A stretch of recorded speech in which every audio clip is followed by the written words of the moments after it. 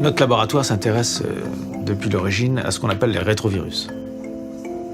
La protéine d'enveloppe des rétrovirus, sur laquelle on travaille beaucoup dans le laboratoire, est une protéine qui a en quelque sorte une double fonction. Sa première fonction, la plus canonique, la plus classique, disons, c'est une fonction mécanique. C'est elle qui permet à la particule virale d'entrer dans une cellule cible et de l'infecter. Mais elle a une deuxième fonction qui est moins connue et qu'on a contribué à caractériser dans le laboratoire, qui est une fonction quasiment immunologique, qui est une fonction immunosuppressive. La protéine d'enveloppe possède en effet un domaine fonctionnel qui est capable d'inhiber la réponse immune de l'hôte infecté dans le cas d'une infection rétrovirale, et possiblement aussi de l'hôte en train de développer une tumeur.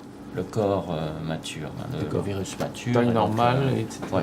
Peu de formes libres.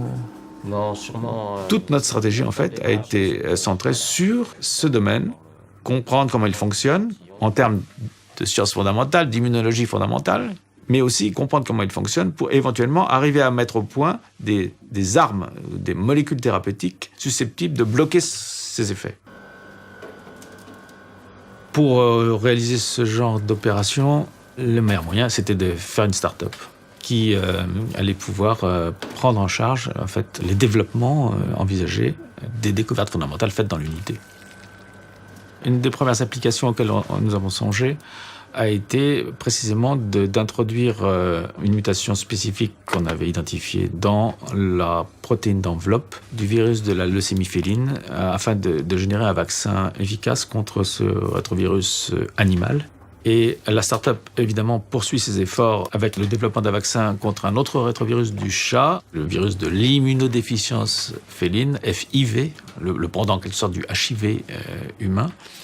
Et par ailleurs, est impliqué également dans le développement de vaccins contre les deux rétrovirus humains majeurs, à savoir le rétrovirus HTLV, qui est un rétrovirus responsable de certains types de leucémie, et HIV, donc responsable du sida.